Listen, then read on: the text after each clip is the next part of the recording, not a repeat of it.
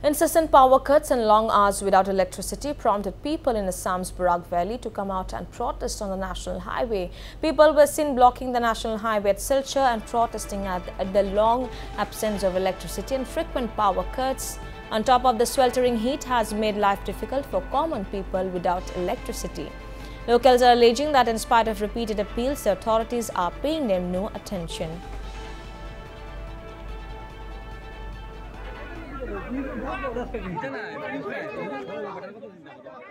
এমপিডিসিএল service এরকম third class হয়েছে ওরা আজকে 3 দিন ধরে আমরা ন্যাশনাল হাইওয়ে এরিয়ার মধ্যে কারেন্ট নাই ঠিক আছে একটা বাহানা করে যার কিন্তু এটা কোনো সলিউশন নাই যখনই ভোল্টেজ দেয় তারা লো ভোল্টেজ না জল উড়ে যায় না ফ্যান চলে ওখানটা সলিউশন না করলে পরে এসা কোনো রাস্তা বন্ধ ছাড়া কোনো রাস্তা নাই তারা কইতে পারে না যে প্রবলেমটা কি হইছে কোন জায়গায় কোন সময় ডাল কাটে কোন সময় গিয়া ট্রান্সফরমার দেখে আমরা যদি এই সমস্যার সমাধান না হয় আমরা কিন্তু এই বন্ধটা রাস্তা অবরোধ অনির্দিষ্টকালের লেগে রাখবো। এসিবিরা কমপ্লেন করা হয়েছে আজকে সমস্ত সকাল থেকে তারা কিতা কাজ করছে এখন পর্যন্ত তারা এটাতে শর্ট আউট করতে পারছে না তাইলে কিতা